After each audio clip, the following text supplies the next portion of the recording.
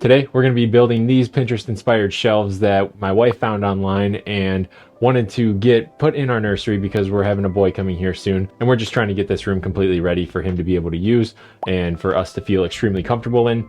And for the record, I think these shelves were the perfect addition. It gives it the feeling that he has his own personal library in this room, and I'm super stoked with how it went. So make sure you stay tuned because I built these shelves for around $50 and it was actually really easy to do. It's something that anyone can DIY. So hopping right into this process, the first step was to run to Home Depot. I had a few supplies that I needed to get.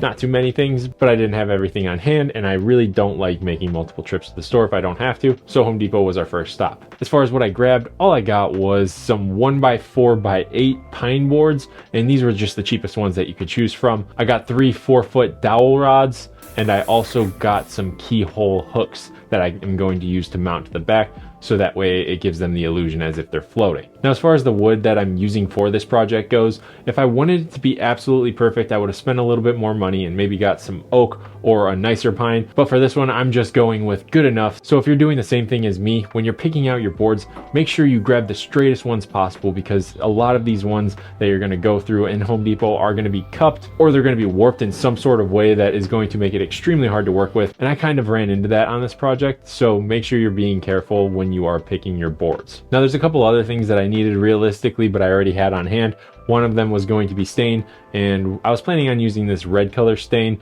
to kind of accent another shelf that we have hanging in the nursery. But if you can see behind me, I obviously don't end up sticking to that, and you'll find out why later in the process. The other thing that I needed was some wood filler as well, but again, I already had that in my shop, so I didn't really have to worry about buying it. But those things are only a few extra bucks if you need to add that to your cart as well. I didn't have any designs printed out for this or any drawings besides the picture that my wife showed me, so I was kind of stuck planning this in my head. Realistically, I probably could have drew it out and came up with some simple measurements, but I am pretty good at doing it in my head, so I didn't even bother on this one. Luckily, it's a very easy design, so you don't have to put much thought into it, besides making a few test cuts here and there. So when I started throwing everything together, I knew I had right around 5 foot of wall space back there, so it made working with an 8-foot board extremely easy. I could just cut one of the boards in half and then use it to make 2 of the shelves, and then have that extra board that I cut in half and have plenty left over to make the sides. Now, I bought 3 1x4s just in case, because like I said, I don't like having to go back to the store, so if I made a miscut or if something wasn't the way I liked it, I had a chance to redeem myself on that second round of cutting if I needed to. So once I had these easy measurements figured out, I just started cutting the boards, and then once the bases were cut, I had to figure out what size height I needed for the sides. So that one was a little bit of trial and error. Now, the chop saw that I use does not cut straight. It's like 15 years old. It's from Harbor Freight.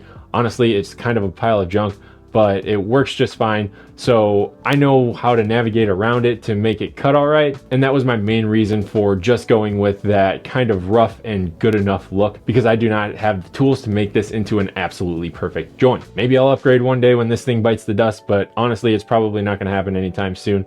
So I am stuck with what I have. Now, when it came down to figuring out the heights of the sides of the shelves, I didn't want it to be too small. So I got to cutting. The first one I cut out for the side height was 4 inches, and that one ended up being way too short in my opinion. And then I cut out one that was 6 inches, and that was a little bit too tall in my opinion. So I met myself in the middle and ended up cutting right at 5. So once I had that height figured out, I cut 6 of those because I'm making 3 shelves. And then I had to cut 3 more that were gonna sit right in the middle because I wanted a little bit of a divider to give the dowel a little bit of support, and also another point to mount the shelf to the wall. Now, with this one, I wanted it to be even with the other 2 boards, so I had to take 3/4 of an inch off of that board. So the measurement that I cut that at was 4 1/4, and everything lined up pretty well. Once I had all of the pieces cut, I got to sanding everything. So what I did was I started with a 100 grit sandpaper, moved up to a 180 grit, and then finally a 220 grit. And that seemed to do a pretty good job at smoothing everything out and not feeling like there was any sort of scratches left behind. But this was only the beginning of all of the sanding that I had to do. From there, I decided to mock up all of the sides of the shelves so that way I could figure out where the dowel rod needed to land. That was going to act as kind of a fence for these books, so that way they don't slip through the bottom. I ended up going 4 inches from the bottom and 3/4 of an inch from the inside, so that way I had plenty of space to drill a hole so that way the dowel rod could slide through and it had plenty of structure behind it. And after I got all of those marked, I took a drill bit that was a little bit bigger than the dowel rod and drilled halfway through on either end of the shelf and all the way through on the middle divider piece. The reason I only drilled halfway through the ends was because I did not want to be able to see the dowel rod from the outside of the shelf. I wanted it to look like it was all one cohesive piece. So if you're doing this and you're having trouble trying to figure out the depth or judge if you're halfway or not, the best thing you can do is measure the thickness of the piece that you are drilling into, and then take that measurement and put a piece of tape on the drill bit at that measurement, so that way you know when to stop once you're drilling through. That way it doesn't go all the way through and ruin the piece. At this point, I may or may not have messed up because I wasn't labeling which pieces went where, and I did not drill all the way through on the middle pieces, and I accidentally drilled through on one of each of the end pieces. So I had to go recut those, and then I made sure that I labeled it correctly after I finished, just so that I didn't run into this problem again. After the dowel holes were drilled, I took one more quick sand all the way across all the pieces, and then it was time to start assembling the shelves into one cohesive piece. Honestly, I did not have any sort of game plan for how I was going to do this. Luckily, I had 3 attempts to get it right, and on the very first one, I did figure out a pretty decent way to put it together, and all I did with that was just eyeball it because I realistically didn't need it to be perfect. I was planning on gluing in both sides of the dowel so that way it wouldn't ever move or potentially fall out, so it was all just going to be one rigid piece in the end anyways. Now during this building process is kind of where I ran into some issues, just due to the fact that these boards were not perfect. So some of them were cupped and I had to work around that. Others were kind of warped, and I honestly didn't know how that was going to turn out. But luckily when I went to hang them on the walls, having the 3 different screw points made it force itself to level itself out and essentially work how it should. Now something I could have done to avoid some of the cupping or making sure all of these joints were perfect is I could have held them together with dowels. I could have pre-drilled some holes and screwed them together, but I was really trying to move kind of quick with this one just because my days are limited with the time that I have available to work on the side. So I just did my best and worked with what I could. Now once that was all glued and nailed up, I had to let that dry overnight, and there were some runs with the glue. So if I were to do this again, I would definitely sand it before I start adding the wood filler, because the glue does not accept stain and it's really hard to sand after the wood filler's in there. Make sure you take the proper steps if you're going to be using glue and stain, but if you're painting over it, just get it flat enough and it'll be good. Another issue that I ran into while I was nailing everything together was that this is some pretty young growth wood, so there's only a few layers of grain rather than a bunch, and when you shoot a nail into it, depending on which way the grain is rolling, it will redirect your nail once it hits it.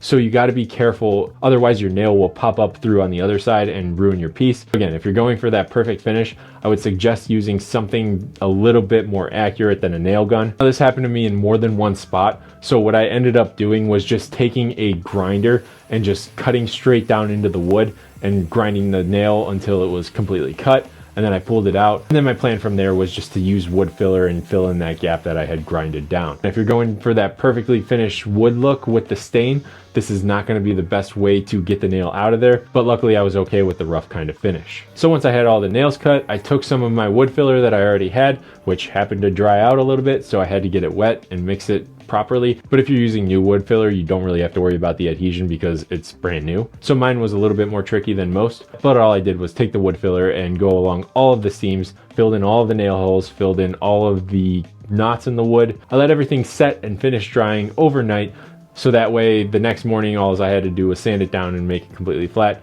Now I don't know about you, but I hate sanding. I'm really impatient when it comes to it, but it is worth taking the time to do properly and go through all of the grits, because if you have any scratches in your piece itself, it's going to be very predominant when you go to stain it. I feel like every shortcut that I try to take with sanding does not work. So if you have any tips, let me know down below. But what I found is just to throw some headphones in and just sand for a couple hours and make sure it is perfect, because you will not regret the finish that you get. After all the sanding was done, I took some time, cleaned off all of the dust and debris just to make sure that they were perfectly clean, and then it was time to get to staining. Now, like I said, I was using more of a red stain for this one to match a different piece in the room, and as I started staining it, I could tell from the get-go that I was not happy with how it was turning out. Unfortunately, this type of pine does not accept stain very well, so keep that in mind when you're going into it. It's not going to be as dark as you're thinking, but if you use a nicer type of wood like an oak, it's going to absorb it really well and you won't have to worry as much. I tried letting the stain sit on it after I brushed it on for about 5 minutes and it still wasn't getting any darker,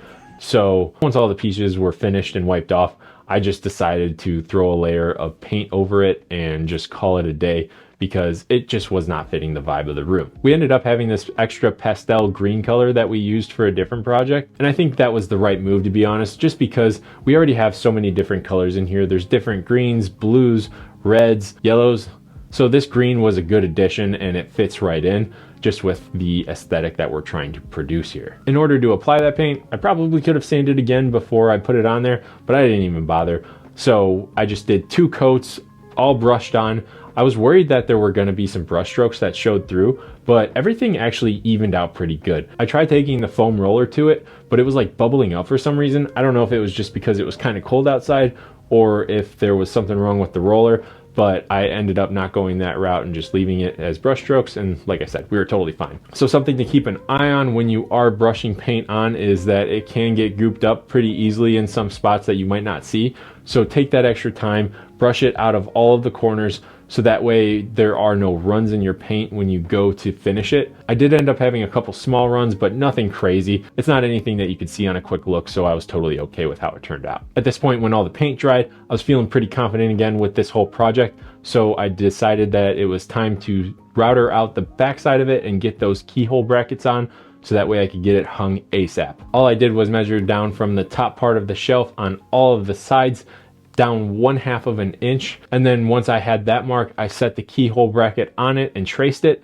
so that way I knew where I needed to router out. And luckily with that one, there wasn't a whole lot of precise measuring involved, because with that top piece, they were all going to be set at the same top height. Something I did have to do on top of that was router out a little bit of an extra piece in the middle, so that way the screw could slip behind and have the ability to flow throughout the whole bracket, because I was running into issues where it wouldn't slide freely. So all I did was just plunge the router on the middle part of the wood itself, and it gives it that illusion that it's not even there. But if you take off the bracket, you will be able to see that there is an extra layer of the wood that is routed out. Once I got all of the brackets mounted, it was time to mount the shelves on the wall, and getting that done was relatively easy. I have some really old drywall here. It's not plaster, but it's like 3/4 of an inch thick, and it's really, really hard. I tried using the anchors that just screw into the wall, and if you don't pre-drill them, it just turns into a huge mess. So there was one that I pre-drilled a little bit too big, and that gave me a little bit of problems, so I had to use a different type of anchor there. But I used the 75-pound plastic screw-in ones that all you need to install it is a drill. So when it came time to measure these, I knew I wanted the first shelf to be at my knee height, and I wanted the top shelf to be at my shoulder height, because I'm a relatively tall person, so it is good enough for someone to be able to reach up to the top, as long as they're, I would say, a teenager at least. If the boy wants something off the top shelf, he's probably going to need a little bit of help from mom and dad, but we're going to give him something that is on the floor that he can use for his favorite books in the future.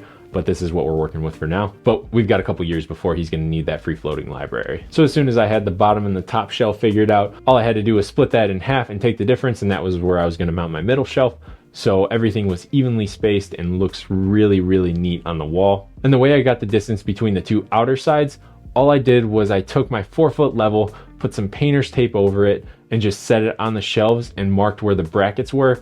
And I already had the middle point from when I measured on the wall. So all I had to do was line that center mark up with the one that I already had on the wall, and then mark on the wall where the other 2 shelves were landing from the level. And that also made it super easy, because I was able to make it perfectly level before I made those marks on the walls. So that one was realistically no measuring involved at all. I do know one thing, and it would have been an absolute nightmare trying to measure out each one of those holes, because trying to get 3 brackets to mount on the right spot that was all handmade is not always an easy process. So that little level trick really comes in handy when it comes time to measure out for shelves. From there, all we had to do was decorate it, which was basically just adding books to it. I'm sure we could get some knickknacks on there to decorate it a little more, but for now, this is all we have. So the rest is probably going to get thrifted if we do decide to go with any knickknacks. Now, I'm really happy with how this turned out. It really gives a great feeling to this room. I do find myself and my wife as well just coming in here and sitting down and enjoying ourselves and just getting excited for our boy to be here. And I think that's extremely important when it comes time to build your nursery, because you want it to be a cool spot that you can hang out in. And we're doing this one on a budget, so we really haven't spent a whole lot of money. We already had the dresser that we finished before. The shelves didn't cost hardly anything. Luckily, someone was kind enough to gift us our crib, but I've seen them all over Facebook Marketplace for super cheap. So if you wanted to grab one of those and refinish it, that's super easy to do as well. If you just slap some paint on most of these, they're gonna look like a new modern version of whatever's selling on Wayfair or at Target for a significant amount cheaper than those are. And the cool part is that they're probably gonna be made out of wood, so they're gonna be incredibly sturdy and way longer lasting than if you bought something from a big box store. So I really hope this video helped you if you were trying to think of some ideas for your nursery, or if you wanted to just build those shelves for yourself and have them to store some stuff on. That's a great option too. If you want to see any more videos like this, definitely hit that subscribe button, because I am going to be just keeping up with all of the different projects that I do throughout my house and just in life in general. I'm real big on making sure that you have some skills in your life that you can pass down and teach to other people, because it's going to save you a buck. And realistically, a lot of these projects are extremely fun and pretty easy to do overall. So with all that being said, I'm going to leave the video there. I'll catch you in the next one. Thanks for watching.